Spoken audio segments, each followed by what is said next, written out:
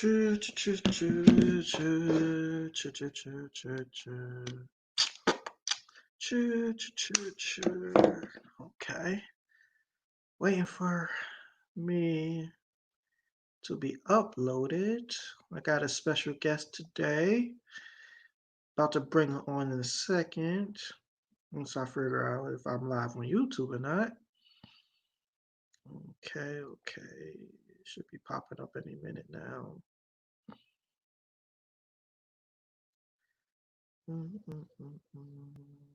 Okay, here we go. I got one person watching. Okay, there we go.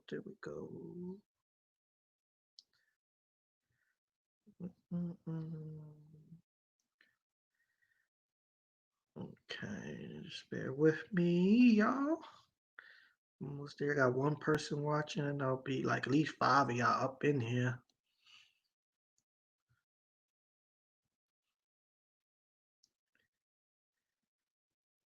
Okay, there we go.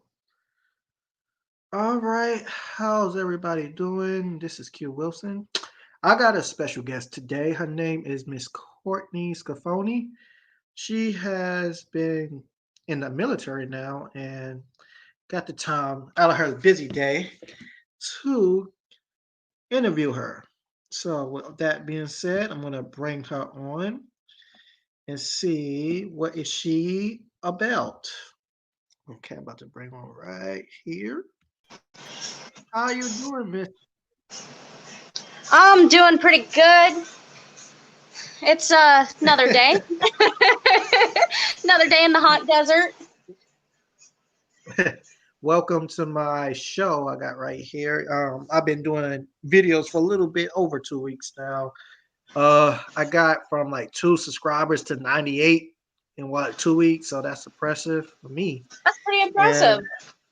yeah, I don't know if you've seen all of my videos, but I started from all the way from recruiter until now white phase. My video tomorrow going to drop about blue phase. You and I have been through blue phase before, so we'll Oh get yeah, into that. we went through it Okay. together. Woo! Hey, early. So my first question to you is, why did you start it, and why did you join the military, and what made you join? Oh, that's a pretty loaded question, actually. Well, at the heart of it, my family's always been affiliated with the military. It goes so far back in my family that our family crest is the military sash and shield, complete with a knight's helm and everything. So part of it is family tradition and working towards something to make my dad proud, but something I could be proud of, that my daughter could be proud of. Okay. I joined for, kind of selfish reasons, in all honesty, to ensure that there was a roof over my daughter's head, that she had health care, and that she was never in need. And really the best secure way to do that was to join the military. Okay. So what about people saying, because I try getting people to join too. Everybody keeps saying it's not right for them, it's not for them. I don't want people yelling at me all the time. What's your take on that? It really isn't for everybody, but at the same time, it's pretty easy at the end of the day. At the end of the day, you just kind of get through it like you do with everything else, and you're told everything you need to do. You're never in question on what needs to be done and what you need to do, and if you are, somebody has that answer around you. Like, it's fed to you on a silver frickin' spoon. Yeah. So let me ask you that part 2 of that question. So why would somebody say it's not for them? And then I know you say it's not for them, but I want to know why you think it's not for them. Well, it can, in many aspects, it can be kind of hard. I think of it kind of as, the best way to relate it would be to, like, the oil field, or being a fireman or a police officer, any of our first responders. It's not for everybody. At the end of the day, it's easy, but it's hard. You have a lot of sacrifice that goes into it. You have a lot of missed time with friends and family. Yeah. And yeah, you're kind of babysat. You have to get permission for anything and everything you do, essentially. So that can be kind of hard. and giving up some of your creature comforts, taking the silver spoon out of our mouths, and learning to do more with less. And So is that per se because of basic training or the overall experience with being in the military? I'd say overall, I grew up in it. Now I got married to it. Now I'm in it myself. And Okay. overall, being not just a member, but have been a spouse, have been a child dependent from all aspects, it can be hard. And sometimes, honestly, compared to my time in now, it was harder being the spouse and the child, because Mm. being in, I have chosen to make those sacrifices and chosen to lose that time with friends and family, go out and do the hard stuff, but also be rewarded by it. But a lot of Mm. times your spouse doesn't choose to make those sacrifices, and your children definitely don't. They're forced into those sacrifices, and they're forced to adapt. And Okay. yeah. So what I'm hearing is you say you are married, correct? Correct. Okay, so your husband, was he in the army or what branch of service was he in? He was in the Army. He was a 13 Bravo cannon crew member. Okay. Is he So currently in or is he out, he's retired? out now. Yeah, he's out now. He Okay. got out, oh, what, 2017 roughly? Oh, dang. What year he went to basic training? He went in 2000. Let's see, if he got out in 17, 12? Yes, 12. Oh, yeah, he was in the thick of it. Wow. Well, tell your husband I Yeah, said thanks for his bravery and his sacrifice. Now that his wife is in, I was like, you got to share the burden with you, know how you feel on your side. exactly. He's finding out what it is to be on the spouse side and have to hold down the fort and do Yeah. everything on his own, because I'm not there to be helping right now. He's entirely by himself. He's having to figure out how to take care of the car insurance, All car payment. payments. You Yeah. know, he's having to learn how to take care of the house. Anything Yeah. that goes wrong on that home Yeah. front, All of he's got to take care of, because I'm not there to take care of it. You know, he's back in So everything you was Nebraska. doing now, he's got to do. Oh, Exactly. okay. And he's kind of learned to appreciate that role a bit more. So He didn't now, understand how difficult. yeah.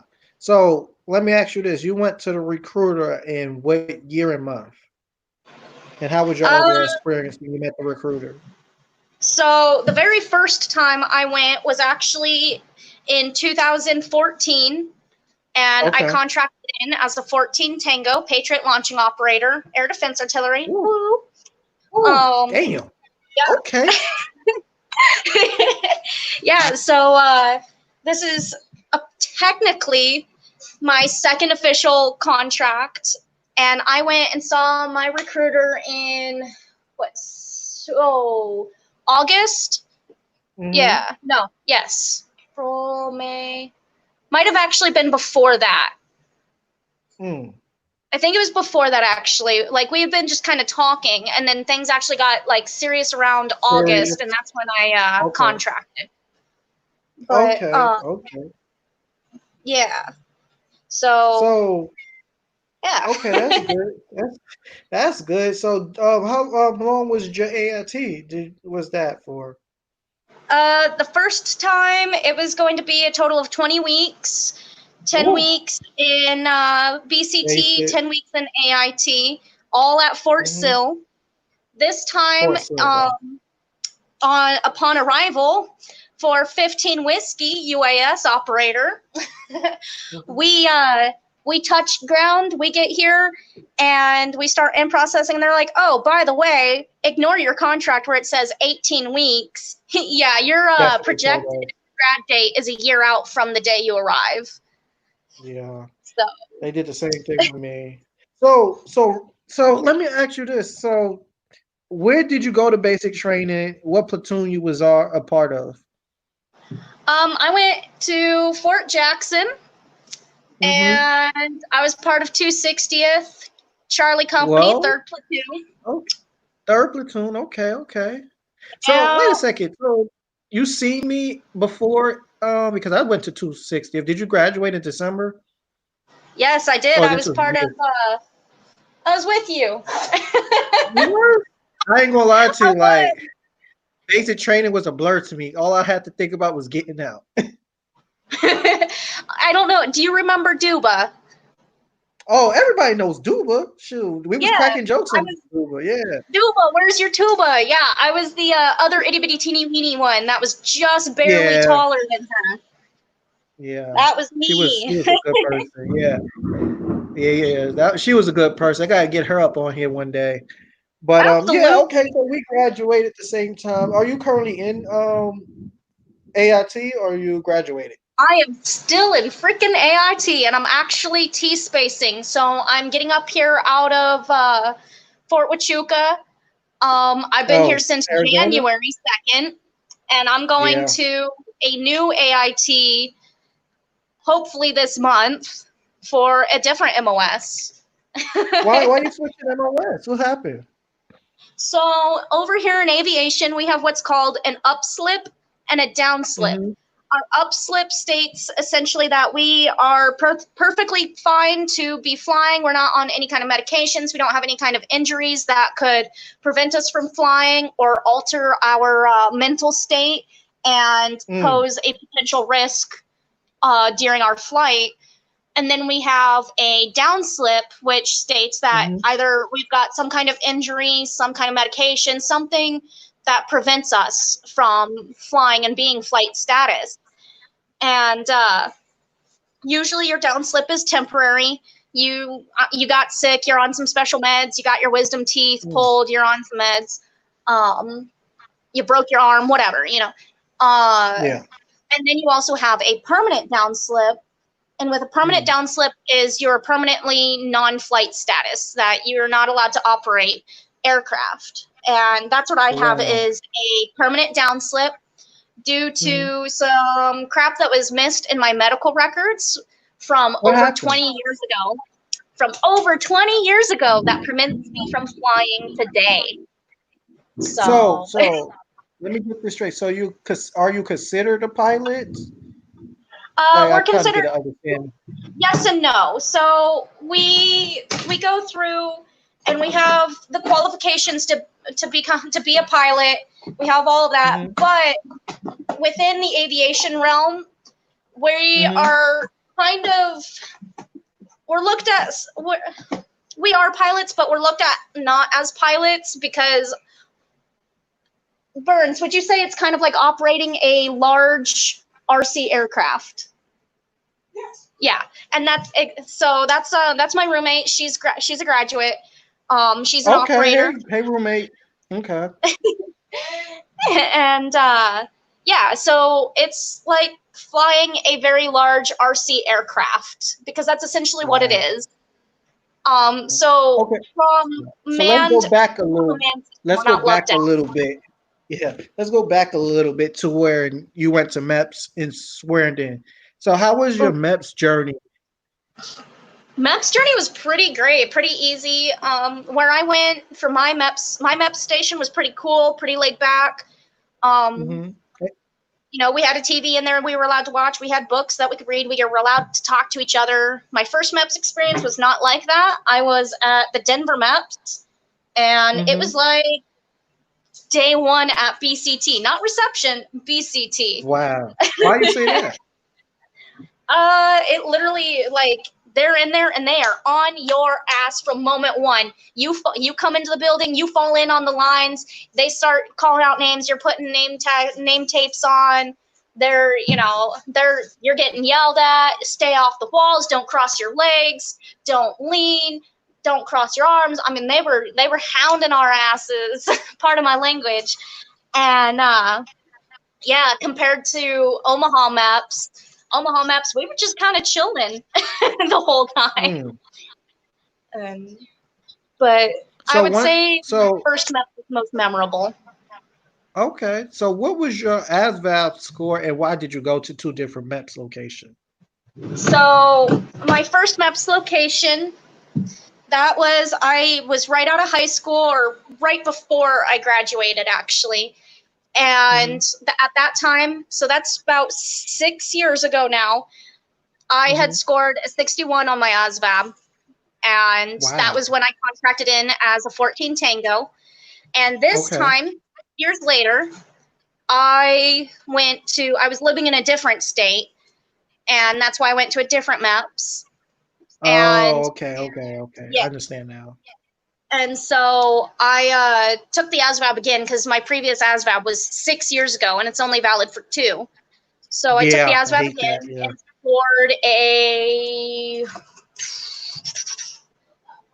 oh crap, I think it was a 79 or an 89. I can't remember which. Wow. Top of my head. Yeah. You got that good high bonus then. Yeah, I got high. Okay. Well, we don't have to talk about your bonus because I don't want people coming after you. Yeah, But I actually okay, didn't now end up that with a bonus, shockingly. what? For real? Yeah, for real. Oh Everybody wow. else did. Shoot, I didn't even get a bonus. But that's near here or there. But okay, so now you went to MEPS, you did all your thing, you swear it did, and you got your orders to go to BCT. So what was your Yes. orders dates? Like, My order date was October 8th of 2019. same as mine. So what reception did you was you a part of? A, B, C, or D? I was Alpha, but we lodged with. So actually, that was the funny thing is we didn't lodge with A, B, C, or D. Um, Hmm. if you remember those really old rundown FTC, the old FTC barracks out Yeah, behind all of that, that's where we were yeah. at. There was like 5 or 6 of us that didn't fit in any Wow. of the rest of the barracks. So they're like, here, go a quarter mile away to the old FTC FT. barracks. So I every know time about they FTC, needed yeah. us, they went and it came down in Alpha because that's where we belonged. So it came down to Alpha. Well, we had 2 people from my platoon in Bravo. So Alpha had to run over to Bravo, let them know. Those 2 from Bravo had to get ready and run over all the way to the FTC and come get us. So it was like a Charlie Yeah, Foxtrot every time that we needed to group up for anything. And I was yeah. like, That is man. crazy. Towards the That's end, we ended crazy up right over there. in Charlie Barracks. So how was your reception process? Did you enjoy your reception process? You lucky you didn't Uh, get your head shaved. That's the only thing that you wouldn't yeah, miss. I was actually surprised I didn't, due to the fact that if you remember, I had really short hair and it was kind of a Yeah. faddish cut in a way. But no, like my reception experience was pretty great after the first 72 hours. The first 72 hours absolutely sucked because I was a nighttime arrival, which meant we were awake Yeah. for a full All 72 day. hours. Full 72 hours before we got even the chance to think about sleeping. Yeah. And so it wasn't too bad, but those first 72 hours were really, really, really sucked. But after that, once most of everything was taken care of, our flight physicals and all of our exams for flight, we got all of that out of the way. We just kind of chilled for the rest of the time. Um, Drill Sergeant Erie was my favorite drill sergeant there the whole time. That's how I I got think nicknamed Drill Sergeant Baby Gap. I think Drill Sergeant Ortiz from now he's at FTC. Drill Sergeant Ortiz, he was funny. I like that Drill Sergeant. He was funny. Oh, yes, I have heard about him. He was pretty funny. But Yuri was, woo, that was funny. I remember the time that he sat there and, reception wasn't as that bad. You see these videos of where you arrive to reception, they're screaming, yelling at you, losing their Yeah, minds, the you're front getting union shark arrest, attack. all of that good stuff. And honestly, I didn't have that experience really at reception. Um, we were night arrivals, so we got there. They, kind of yelled at us, just so we could all hear. Honestly, it wasn't yelling at Yeah, us to yell at us. It was yelling for us to all hear, to get on them footprints, to fall in line, to just shut the hell up and listen to what was going on. And so it Reception. wasn't bad. Yeah. But Reception wasn't bad. It was like a little college type party thing before you actually remember they said you're kind not at of basic training yet. They said you at reception, you're not exactly, at basic training. That's what I try to explain exactly. to people.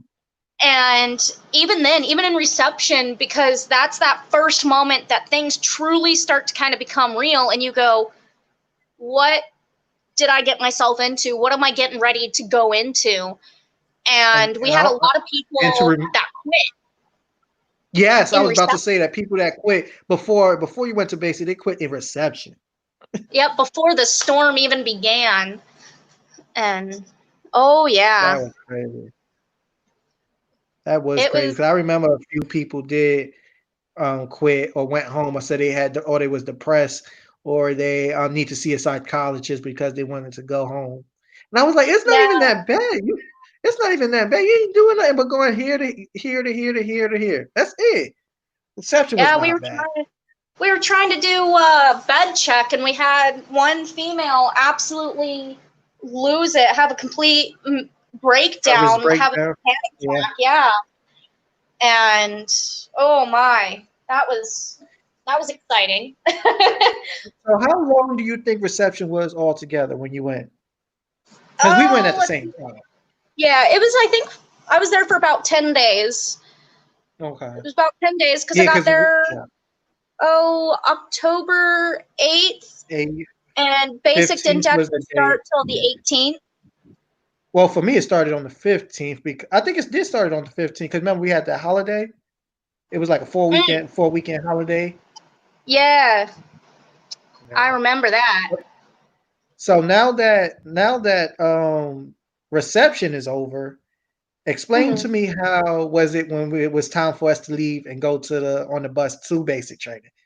Now that the fun days is Um, over, this is the sad part now. yes. So I don't remember. I don't know if you remember Drill Sergeant Paige. Oh yeah, I everybody hated her. Everybody hated her, but honestly, later on, myself and Scafoni had a heart to heart. We had a real good hat off moment with her where it humanized her, so it allowed us to respect her more Yeah. and actually understand where she was coming at, why she was such a hard ass, in all honesty. And why you think that was? I And really didn't have no interaction with her, because mhm, I was not in her platoon. She was all the way over to yeah, the left side. I was on the right side, so I really have no same. interactions. Well, so she's who I had on my bus coming Ooh, in to, oh yeah. ooh, So we're on there, and it's put your motherfucking hands down, bury them in the, yeah, just that. heads in Oh bags. my god! And you have everybody else, like you hear everybody on the bus. There's an audible gasp. You can almost hear everybody shit themselves, Yeah, essentially. And I'm just kind of chilling because I was expecting it. I knew yeah. what was happening. I I seen grew you up in seen the it. videos just like me. Exactly. I'd seen the videos. I grew up in it. Some of my best friends are in the Army, in the Marine Corps, and the Air Force. So I knew it was coming. Yeah, I knew. And I also understood that absolutely none of it is personal. personal. Yeah. It's all there for your development, your benefit, and your betterment. Hmm. They're not there to bully you. It Hmm. might feel like it, but they're not there to bully. Um, but it wasn't too bad. When we got off, we're The getting shark yelled at. attack. How do Yeah, you we're like sprinting that to part? get shark attack. Um, Honestly, it wasn't as bad as I was expecting. But Hmm. I'm also kind of one that, depending on the situation, I will kind of catastrophize things. Yeah, Things are never nearly as bad as I expect them to be. yeah. So sometimes that's a good thing. So let me ask you But this: where was you oof. at on the bus? Was you in the back, middle, or front? Oh yeah, I was towards the very rear. I was about 4 seats Ooh, from you the had it rear. worse. You probably had it worse. Exactly. So they're sitting there, get off my mother bus, get off my mother bus. They're losing their minds, and you're like, I can only move as fast as the person in front of me. If they Yeah, would move faster, and they if had I would have 2 duffel bags. died, I think I see somebody fall off the that bus. that might have been me. I don't know. No, that was me I later. That was me later when we got back from a ruck, Oh yeah, and yeah, yeah. it was one of our last ones. Might have been our anvil, I It was think. Anvil. Okay. Or I don't know if it was the anvil or if we had just gotten back from the range. That was me who Oh, fell off the okay. bus. I thought it was part of the shark attack. Like I said, basic trading was a blur, but it was not a blur. So I know memory stuff. So now that I we, wasn't looking behind me. Mm-mm. I so was dead now that ahead. we got to the company, now we got to the company and they explained what our drill sergeants are and who the chain of command is. What was the males and the females sleeping in the same bay, or was they separated? For my viewers to know. We were all separated.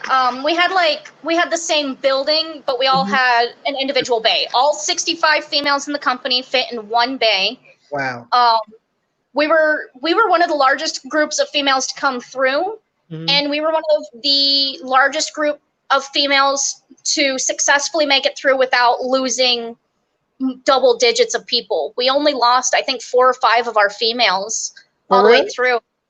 And a lot of it was just medical things, not even Oh, because they quit. There was not a single person who legitimately quit out of the females.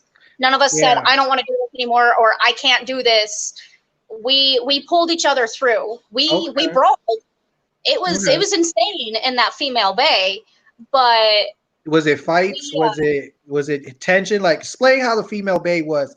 Because I was in the male oh bay, so the male bay was cool. It was like a freaking party in the male bay. It was really no, not the female bay, yeah. Because I know not the females female don't get bay. along with each other. So how did that rock? Yeah, that was like high school chaos on steroids, Wow. because the time of the year it was largely older females. Yeah. So, but then we also had a mix of some of our younger females. Most Yeah. of us older females that were in our, mid to late 20s, we just kind of we kept out of it. That's We the minded thing. ourselves. Yep. It was like I said in my platoon, like we only had like a few that was under the age of like 21. Everybody in the company was Yeah, older than the age of 21. So that was a good exactly. thing. We had some of our females that were kind of young, that Mhm. were, 19, 20, one or two that were 18. Mhm. So those were the ones that were the most chaotic, that were the most yippy, kind of Yeah. like ready to start something. Um, the female bay, we probably argued all the way through like week 7. Wow. Not gonna lie. My bunk was the very first bunk, so Ooh. I'm right next to the fire guard desk. Oh, you I'm a had mom, so I don't ever officially sleep real light sleeper because I'm always listening for trouble, something going on, and yeah. I'm right there next to the fire guard. So hourly, I'm awake. That But was they would tough. argue.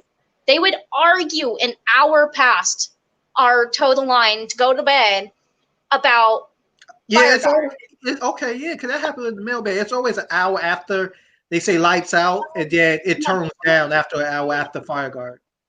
Yes, and I was like, go to sleep. Just Yeah. shut up So, and go to sleep. so now I that you probably lost it established on yourself in the female bay, how was the first one day 0 to week 3 of Red Face? Tell me about Red Face for you. it. Honestly, like, to me, none of it was truly that bad. Like, in the moment, it Hmm. sucked. It was Yeah. awful. But looking back, it wasn't that bad. It wasn't that hard. You get through it. Anytime you say I can't, you reframe that language. I can't yet. Yeah. Because you might not be able to right now, but hell, within a week, you're probably going to be able to do it. Yeah. Within 3 weeks, most than likely, you're doing it. Like, you're Yeah. capable. The and exactly what our drill sergeants always said is everything's mental. You can do it physically. You just have to get past it mentally. Hmm. And which was true. And there was a lot of people who were like, all right, mom, they call me mom. Drill Sergeant Gabriel, he's like, are you the Oh, mom of the platoon? I was yeah, like, yeah, Drill I'm kind Sergeant of the Gabriel mom. was oh my God, Drill Sergeant Gabriel was the funniest man. Help Like me. he was like, I remember this one time he was talking to us and he put his hands in his pocket. He said, I don't get 2 fucks. And then a lick came out and said, oh, I get 1 fuck today. Yeah. He's like, I don't give a Yeah. fuck. And then he said something that was so funny. I mean, I can't remember it, man. It was funny, but he always had some memorable moments. Oh no, Yes. that's what he said. He came up to my baby because Dust Bunny. He was like, he told the company commander, I feared for my life. I almost got attacked by gremlins. Gremlins all up in there. There were so many gremlins. I don't know what happened, but they just started jumping out of laundry bags, knocking lockers over, knocking beds over, flipping things. Yes. Oh my God, you males in third bay. Y'all I think I was in the picked first bay. out. I was in the first bay. Oh my God, the males in third bay. Oh my God, they got evicted what seemed like once a week. Once a week. Way through. It was so bad. I was so happy, man. They even brung down the damn fire guard desk. Fire guard desk. And Drill Sergeant Gabriel was like, I swear to God, I have to evict you one more time, and you will be bringing the wall lockers and your bunks down here. I was like, ooh. Yeah, he didn't play. Not it. Females, we got evicted once towards the very start. I think we might have still been in red phase, honestly, when we got evicted. And it was only the active duty females. White phase. Yeah, we were the only, like, it was only the active duty females because we were the only ones around at that time because everybody else was in some National Guard briefs and stuff. Yeah. And we're like, man, what the hell? I had just gotten back from something else that they had me doing. And I was like, man, really? Come on.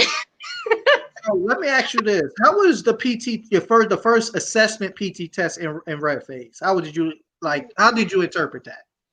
Ooh, that was rough. So what was your push-up sit-up in 2 mile? What was that? What was your push-up sit-up in 2 mile? Oh God, I don't know. I know my 2 mile came in pretty damn slow at like 20 minutes. I mean, granted, I had relatively recently had my daughter, and I'd been a stay-at-home mom, so there wasn't really ever time for myself to actually go and work out and run. So I didn't really have the chance to truly kind of work on those things before leaving to any actual effect. So it was pretty rough. My push-ups came in at I think 20. My sit-ups came in at 30-ish. Okay. You could. It wasn't too bad. It was my push-up sit-up in 2 mile was. Whew, you're gonna hear this: 8 push-ups, 22 sit-ups, and 35-minute run. Ooh, that's rough. It was rough. They wanted to recycle me on the spot. I was like, how y'all gonna recycle me at week 2 or 3 and I just got here? Right. They're like, yeah, you're gonna be a recycle. Yeah, that's automatic recycle. But I made it. We got threatened. We got threatened with recycle all the time. We're gonna recycle. I was like, man, that became almost a war cry eventually for us. Recycle. So how did you enjoy the PTs in the morning, like the overall program from week 1 to 3? I don't know. I wasn't a big fan of it, mostly because I knew we were going to be switching to the ACFT. And so I felt that we could be doing something a little bit better for preparing for the ACFT, especially for the females, because the ACFT does prove to be a little bit harder for females than it does males, whereas the APFT proved a bit tougher for males than females. Yeah, because y'all have more time on your run and less on your push-up. I was like, man, I can do 19 push-ups in my sleep, man. What you talking about? Exactly. For my age category, I think it was 20 push-ups, 18 or 19, 19 minute, 19 or 20, I don't know. It was 19 or so minutes for the run. Sit-ups was 50 sit-ups. But honestly, so when we did that final kind of for shits and giggles ACFT, that kind of sucked. And it was kind of disheartening for me because before I left for the Army, I had been able to, with ease, deadlift about 170. Okay. And we go and we do that trial ACFT, and I struggled with the 140. And I was like, man, so I felt like it would have been better if we'd done some sort of weight training or had some sort of weight training available to us to help get us prepared for that, work on our form, and be ready to do the ACFT. Because once we got out of BCT, I went straight to a unit here in AIT where we were doing the ACFT. Yeah. So all AITs was doing the ACFT. You only do the APFT if you failed the first ACFT, what I was told. Yeah, so we were allowed multiple tries for the ACFT. We would do the ACFT every single month until you were passing it. And if you couldn't manage that after, I think it was like the third try, you were doing the APFT. Yeah, and so long as you weren't passing, if you weren't passing your ACFT every day after class, whether you were in class or a hold, we had remedial PT prior to this corona, and we would do like a half hour to an hour of remedial PT every day. And remedial PT was where it was at because that was fun. Yeah, it was fun. I like remedial PT. I miss it. So now that we are in the red phase, white phase is starting. What's your suggestions on white phase now? Now that we out of red and we changing of the flag and everything to white. What you think about the whole 4 to 6 week process now? What was that? Can you say that again? You cut out for me. What you think about the whole process from white phase now that we changed the flag to red to white from week 4 to 6? What's your assessment on that? So I wouldn't say a whole lot honestly changed. Obviously the drill sergeants kind of relaxed a little bit once we kind of had proved ourselves that we're gonna start listening, we're gonna start behaving, doing what we're told when we're told to, and proving that we were capable. They kind of relaxed a little. We still stuck with the everybody gets punished kind of thing when somebody got,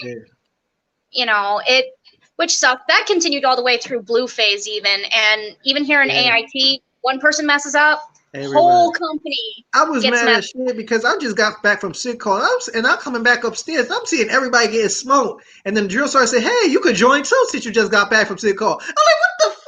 What I do?"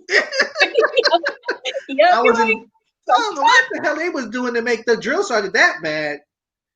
Right? I have no idea what we did, but we obviously did something. So how did you? My platoon was held in red phase an extra 2 weeks, though. Oh yeah, I remember that. Yeah.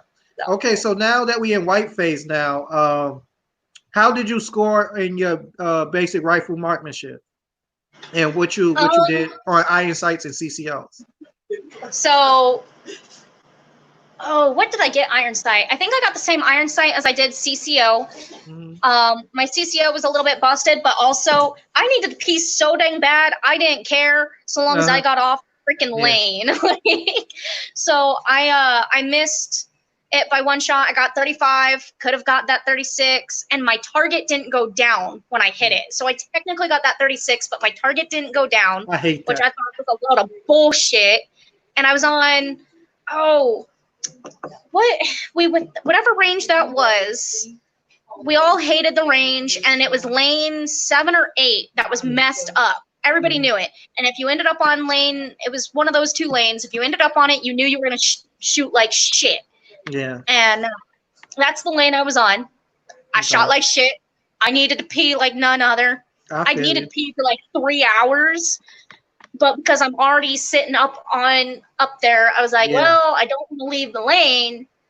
And I'm like, man, God, it sucked. But it was fun at the same time. Yeah. I just wanted off the lane, though. So now, what about week 6 of throwing the grenades and stuff like that? Oh, that was hella fun. I didn't do it with our company because I had gotten injured and had to go get that checked out. So I didn't get to do Remagen with you guys. I did it with Delta Company. Okay. But that was hella fun. I enjoyed it. Apparently there was very few of us, especially over there with Delta, that didn't screw it up, that with ease just popped it and lobbed it and called it a day. Okay. We had a lot of duds, which is never a good thing.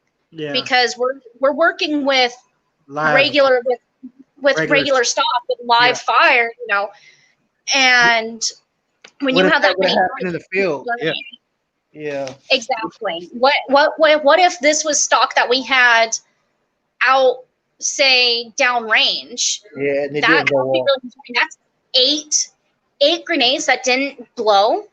Like what?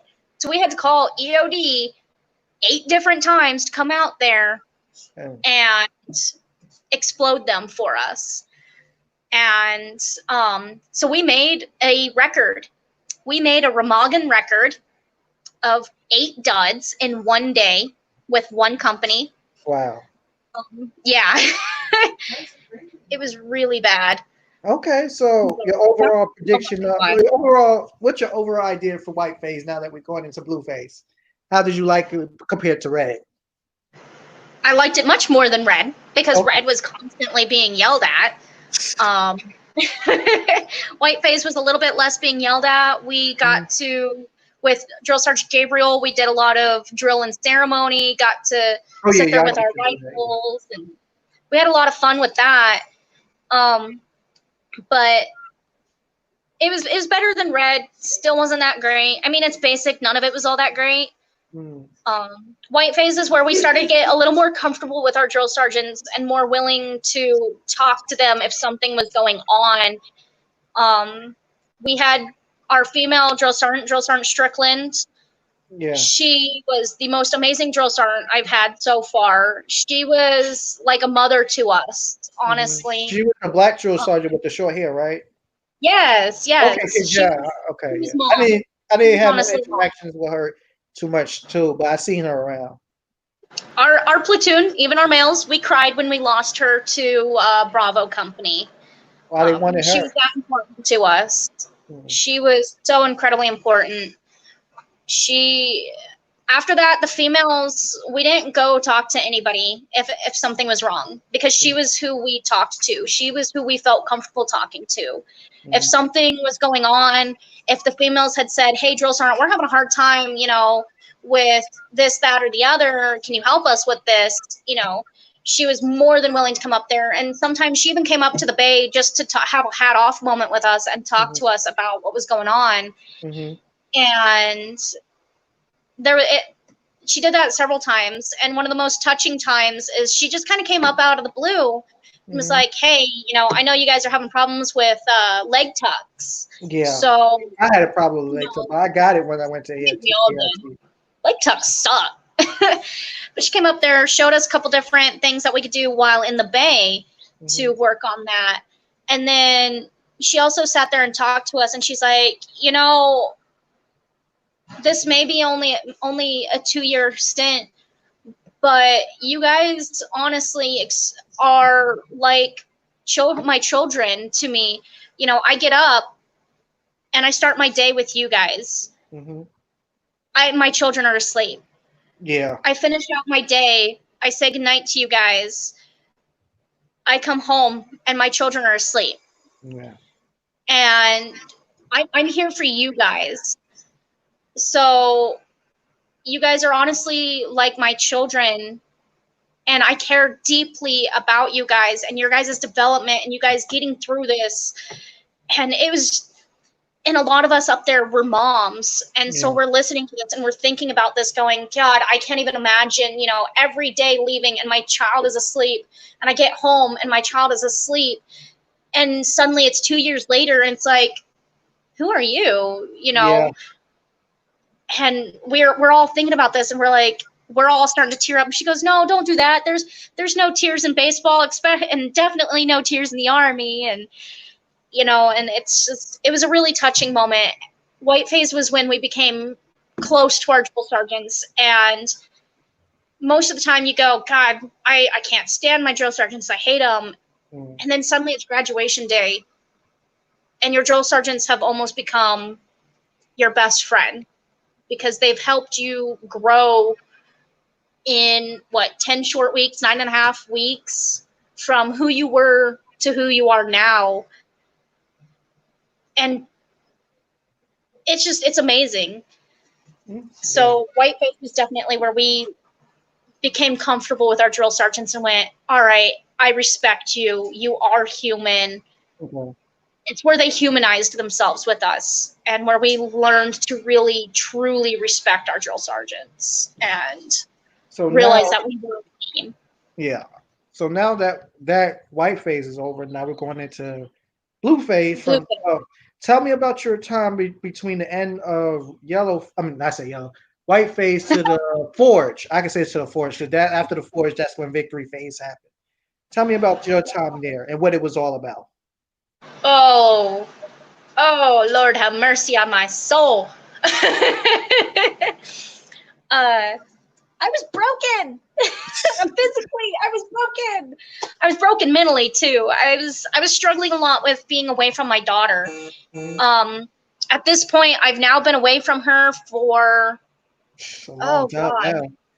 yeah, October, November, December. We'll count the 2 weeks in December, but it's been since like October since I've seen her. You know, it's coming up on 8-9 months since I've seen my daughter, like truly seen my daughter. So at that time, I hadn't communicated with her hardly, other than the 2-3 phone calls that we'd had for Yeah. 10 minutes apiece to talk to her. And, you know, so at that point, that was kind of getting real hard because you're so close, yet you're so far away. And that's where it really gets hard, is when you've really got to start digging deep. You've got to go, I've got to finish this out. I can't let this be in vain. I can't let my sacrifice be in vain. I can't let my family's sacrifice be in vain. And I definitely can't, you know, for those of us that had children, I can't let my child's sacrifice be in vain. Yeah. That was the hardest part. And then hitting the forge. So, The forge. so now that the forge is here, what you expect? What did you think of the forge now? You know, I had a lot of fun with the forge. I think that's where I got the most sleep, honestly. I think is when all of us got the most sleep was on the freaking forge. So you want to do that But low curl again? I never want to low crawl from where we formed up back over to our bags ever again. What, 300 freaking yards? Yeah, never Seems like again. forever. That Did was you ever the worst. did you ever get caught up in the barbed wire? Because I got caught. My damn camelback got caught. No, actually, because I'm nice and small.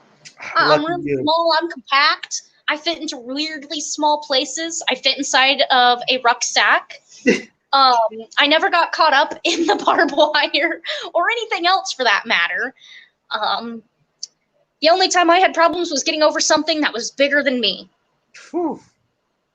That was fun. That first firewall, that was fun. That 5-foot firewall, I was like, it's the same size as I am. I needed help over the first freaking firewall from my team. Wow. We never made it over the last firewall. They're like, Smith, you're never making it over that firewall. We're not gonna spend all day watching your team try and get you over it. Yeah. But the forge wasn't too bad. I got my rucksack confiscated from me. Why is that? Because Contraband? so that's where I became known as Baby Boots. I wear an incredibly small size of combat boot. Therefore, any normal sized like dip in the ground, hole, even a rock about yay big, that's like, for me, that's a normal sized rock that you guys walk over. You know, a normal sized rock for y'all is like me walking over a boulder.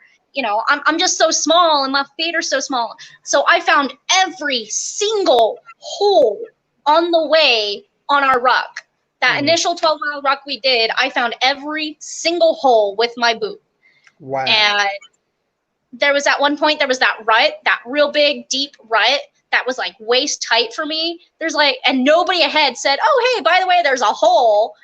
Because you're supposed to communicate that. Nobody communicated there was a hole. I found the hole. Myself, rucksack and all, ended up stuck in there. So that was fun. And so because of that, I got injured and I couldn't bear weight down on my right foot or my ankle. And at which point, Drill Sergeant Gabriel confiscated my rucksack, and it went in the vehicle. Yeah, it went into Yeah, that. Okay. and the LMTV. That's what it went into. Oh, okay. So did Duba's. Duba got her rucksack confiscated as well. Poor She was Duba. short. She couldn't do it. I mean, I ain't. I'm not saying she couldn't do it, but she was so tiny. She was. She was so itty bitty. I Like was telling people back when I got back home, if this little girl could do it, that almost like weigh exactly. 80, 75 pounds, you a grown man should not be complaining. You, Exactly. you know, That was the thing is, Bostic. She was real tiny too. So I'm yeah. like, if Oh yeah, Bostic, Boston was Duba, short. myself, if the three of us, these tiny itty bitty people that barely weigh 100 pounds, if we could do it, you can freaking do it. I Yeah. mean, like, look at these little arms. Look at them. Look at them. If my little 5 foot, 5 foot nothing, 100-pound self can do it, Yeah. anybody else can do it. It's sheer willpower. Yeah. That's seriously all it is. And we were doing that rock in the Anvil through White Phase Mm-hmm. up to St. Lo.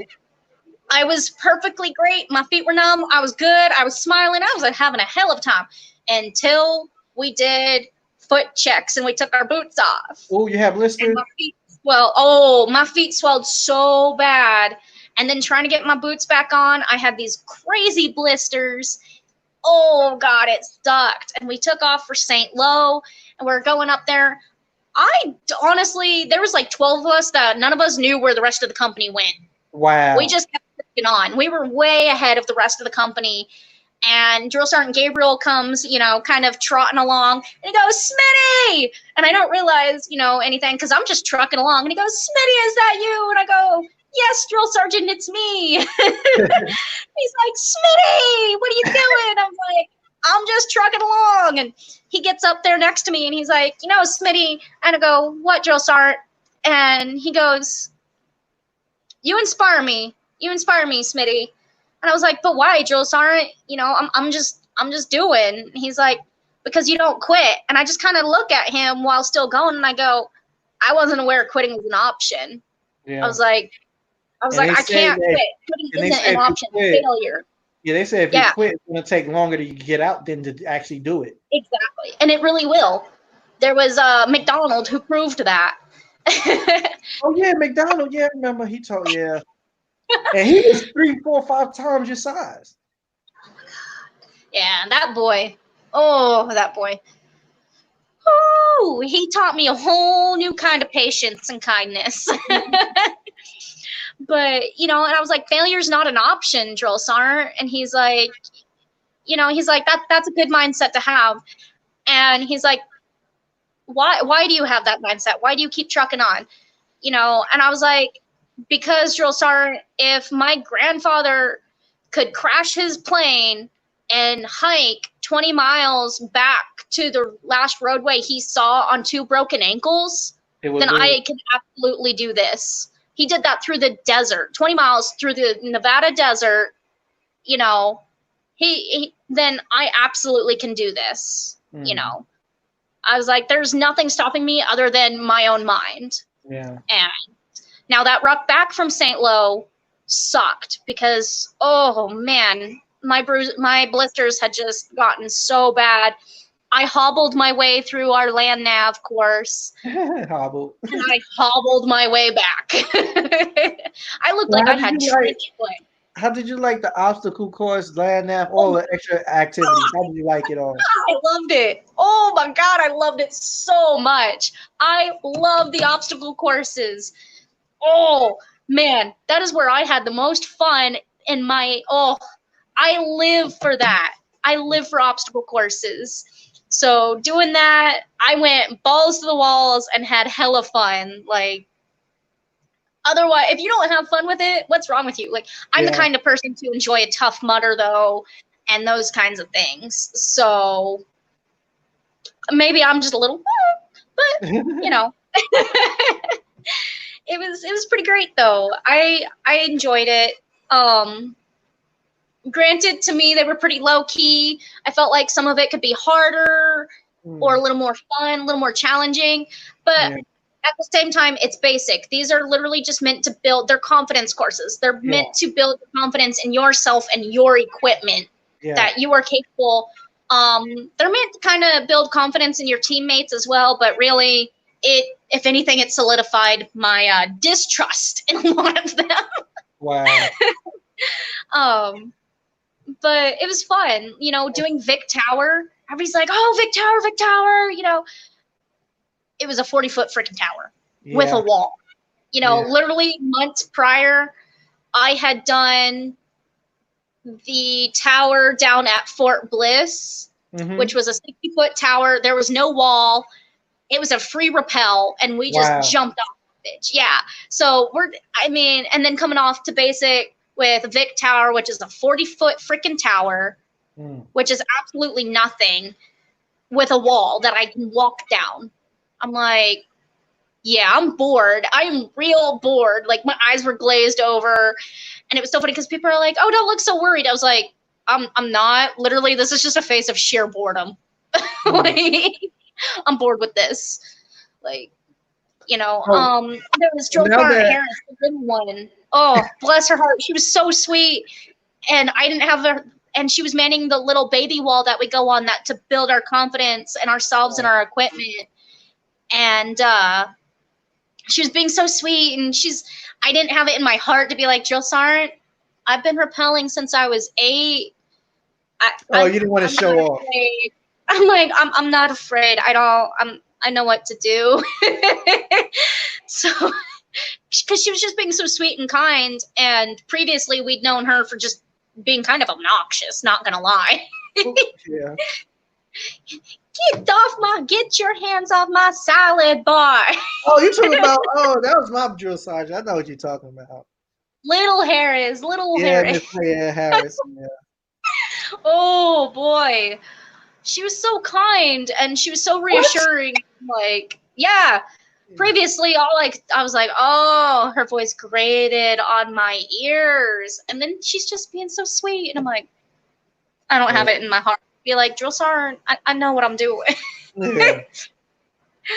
But so now that all of that is done, we are at the end of the thank God. The soldier ceremony. So let me ask you this: what you think of the soldier ceremony, and did you cry? I absolutely did not cry. It was really funny, honestly. The soldier ceremony was hilarious just due to the fact that, like, not just our company, but all the companies are just, you see them just kind of swaying. Yeah.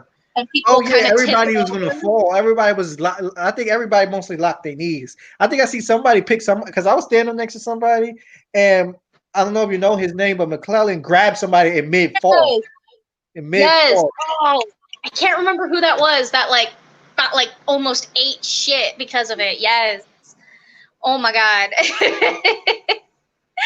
Oh, which actually, totally backtracking here, reminds me of, and I just forgot his name. I just had it. Who fell on day 1, who locked his knees and just slammed down onto that concrete. I know who you're talking about. He locked his knees on day 1. Yup.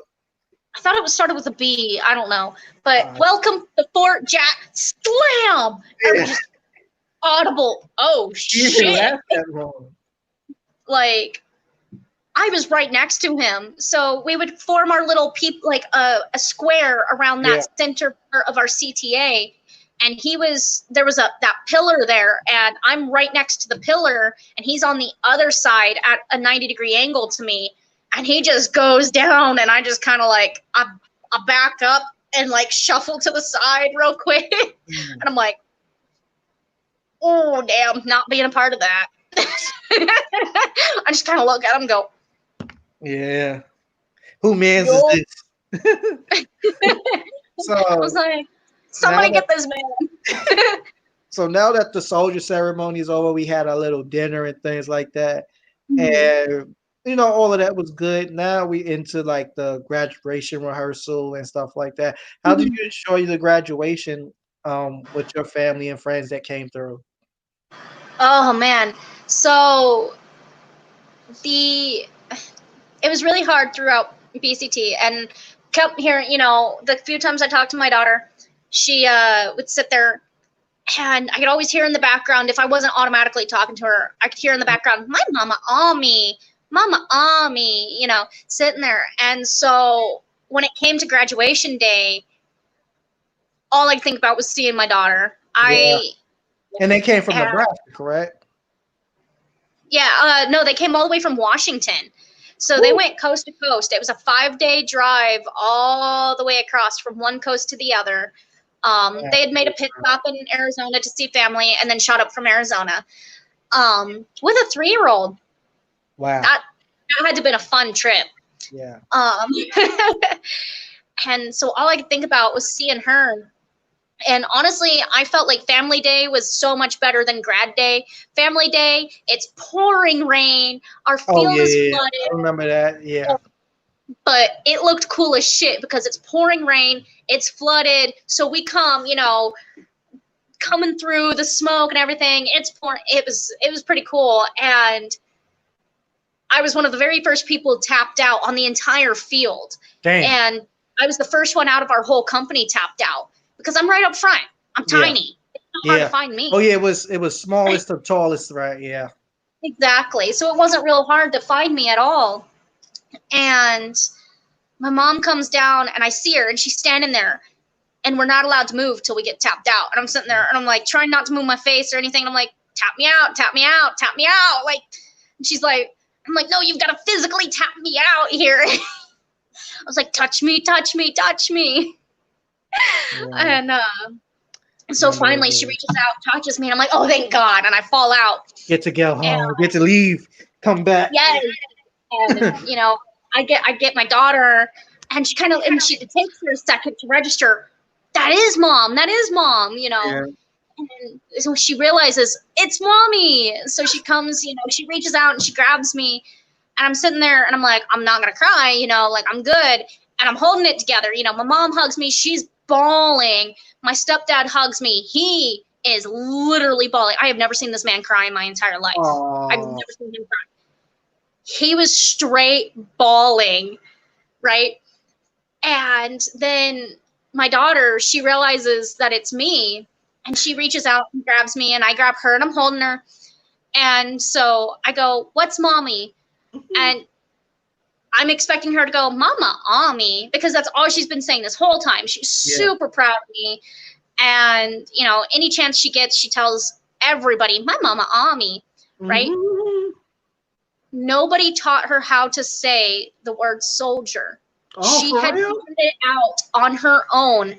So when I go, what's mama? She goes, and she looks at me kind of, and then points and goes, mama?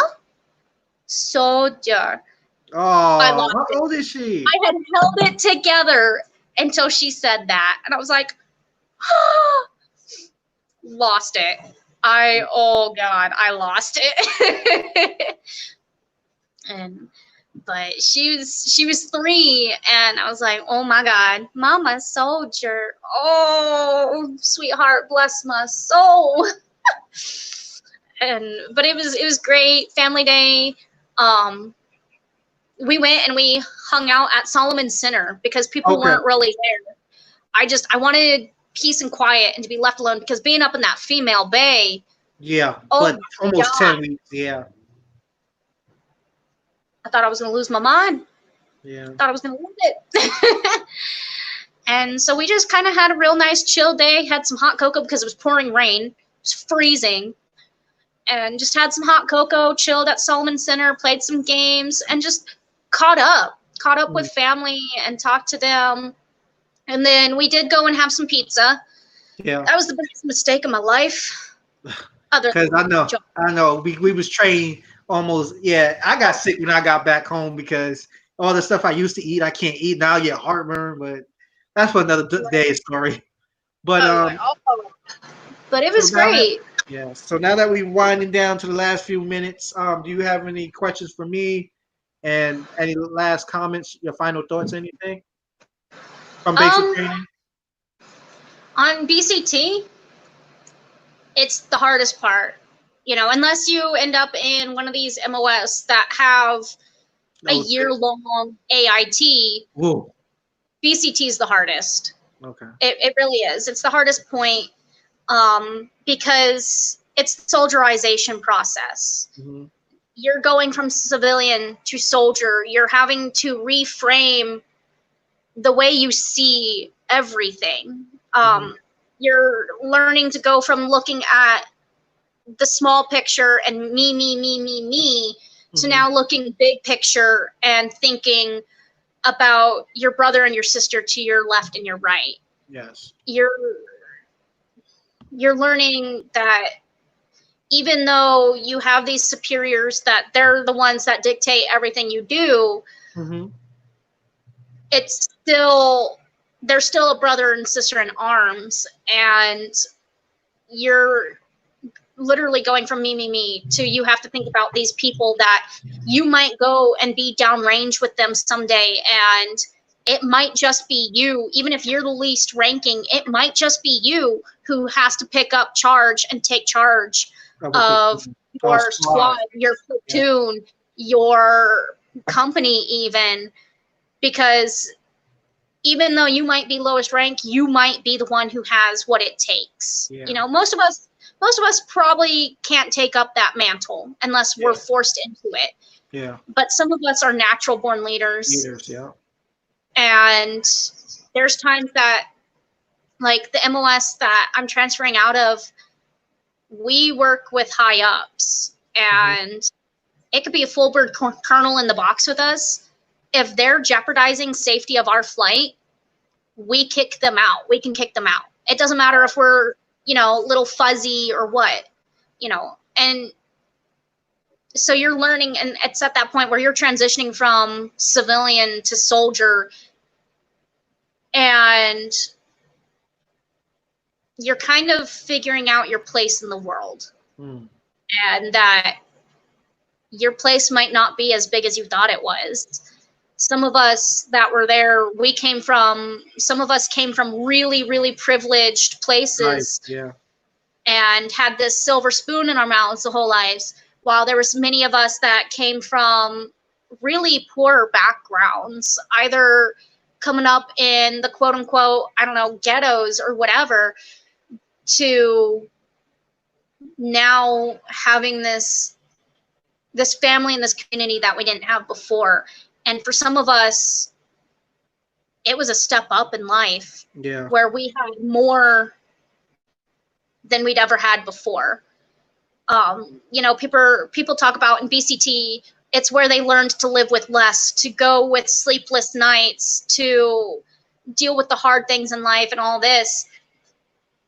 But there's also a lot of us that it was the most privileged time that we had, where we didn't go hungry. You know, for others, it was the hungriest they'd ever been. For a lot of us, it was the first time, it was the fullest we'd ever been.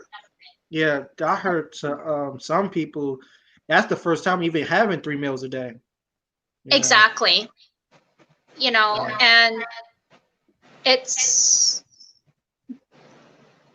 BCT is really unique. There's nothing else like it in this world. You'll never go through anything else like it. But at the same time, it's one of the best. It's one of the best experiences, because you learn so much about yourself. Okay, so let me ask you these last 2 questions, and also I want to do a part 2 of this when you have time. I want to talk about your AIT experience and stuff, because we are short of time in here. I hit you up about when we could set it up for part 2 of this. So my 2 question is, do you recommend anybody joining the military that has what it takes and not bullshitting with this? And also, what did you take out from, you know, getting this? How long are you going to make this a career, or are you just going to, you know, ride the coast and do your 2, 3, 4 years and be done? So on the first part, I recommend that everybody at least try. You know, maybe you don't have what it takes, but more than likely you do. Honestly, like, you know, there's an exception to some of that, where there's physical ailments that bar you from. But most everything's waiverable. It just depends on how much paperwork and work that everybody else up the chain wants to do. I recommend everybody at least try. Or if they don't want to full blown join the military, you know, try a program like ROTC, or, you know, those that are the younger category that might be watching, doing JROTC, Yeah. Civil Air Patrol, things like that. Yeah, you don't get the full experience, but it It's close might enough. it might kind of give you an idea of whether it's something that you want to go into or not. Um, Now, on that second part, uh, if you could repeat that for me, because Oh, I was saying, are you my gonna make this train. a career, or is it Oh like? yeah. Oh, actually, what? Um, How many years you signed, and are you going to re-sign? And is you gonna make this a career? so I'm signed for a total of 6 years. Okay. Um, I've been in TRADOC almost my entire first year. I will actually I will be in TRADOC for my entire first year Mhm, of service. mhm, So right now, as 15 whiskey, aviation is a passion of mine, but the army's not where I want to be with aviation. mhm. Um, so on the aviation side, I'm sitting here going, oh God, I don't want to do 6 years of this. There's no freaking way. I just want to get this 6 years out and get done, maybe reclass and see. Now, because I am reclassing, I'm kind of on the side of we'll see where it goes. You know, Okay. I always was under the impression that I always wanted to do 20. I wanted to follow in my dad's footsteps, do that full 20. My dad did 24, and my Woo! stepmom did 20. Yeah. Mm, So they both got out as master sergeants. okay. My dad was literally right there on the line of becoming a senior master. Instead, he chose to retire. Um, and seeing just the kind of benefits and how that has set him up so well for life later, it's like I really want to push for that 20, Mhm. but I don't know. Okay. And Undecided. honestly, Okay. like you can say I want to do that full 20, but something could happen down the line. You Yeah. know, I could go downrange, I could lose a leg, I could lose an arm, what have you. I could even not downrange. I could be at a field exercise and I could really injure a hip or something that prevents me from staying my That full 20. 20. You know, you Yeah. never know what life's going to throw at you. So I just try to stay open minded to it. To, Okay. you know, if I do 20, I do 20. If I don't, I This is don't. But I have yeah. this experience under my belt at least. Okay. So Well, I want to thank you for coming on. I know this is you were my first person I did an interview with. If you see my other videos, I did a couple, and I was like, let me reach out to some people to see who could come on and do this with me. And we absolutely. are going to plan out a part 2 for your AIT experience and all of that other stuff. Absolutely. I love that. And And I talk a lot. Sorry. no, it's fine. It's fine. That's what I want. This is not only for me. This is for other people that want to join the military. That's what my channel is about. People that want to Absolutely. join, want to hear real people and their experience. And you can Absolutely. shout. I put the information for your Facebook and your Okay. Snapchat in the description. So if anybody have more questions, they can hit you up later on because I they be will hitting me say up. Snapchat is probably the easiest way to get a hold of me. Mhm. I don't really use my Insta. I'm hardly on my Facebook. Okay. Um, so Snap is definitely the easiest way to get a hold of me and probably the fastest way to get me to be responding. Most days I'm not around my phone too terribly much because here in AIT we can't have our phones on us during the duty day. Yeah. Um, but we'll touch on that more on part 2. Yeah. And with part 2, maybe a You barracks room tour. Yeah, yeah, we do everything, everything, everything. Yeah. I was told that your friend Gomez might be coming on. She's eager to do Awesome. she's eager to be on the interview too. So I got a couple of That people would be fantastic that want because to be Gomez interviewed. Huh? is in the MOS that I'm transferring to. So that would be Oh, really okay. cool to see her on. Okay, okay. Well, I'm going to send you the link to the video on YouTube so you can share it on your Facebook or any place so your family could see it and stuff like that. And Perfect. thank you for being a part of this. Really do Thank you. appreciate out your time. And tell your roommates I said, hey, don't be a stranger. I'm over here too.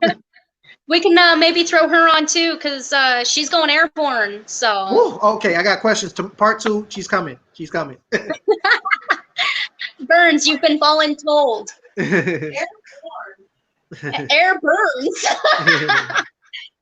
All right. Well, But thank you for joining. I'll hit you in the back chat for part two yeah. and everything like that. Thank you so much. I appreciate you, Wilson. It was great being on, and I can't wait to do part 2 with you. You too. Talk to you in a few. Signing out. Well, um, YouTube. That was my first interview with Scafoni. She's very informative. Hit her up on Facebook, and I think she said Snapchat is in the description. And we'll be making a part two of this in a few. And I hope everybody will take heed of what she said of her basic training experience. And my part three of my video for Blueface will be tomorrow or the day after that. So good night, good evening, and good morning.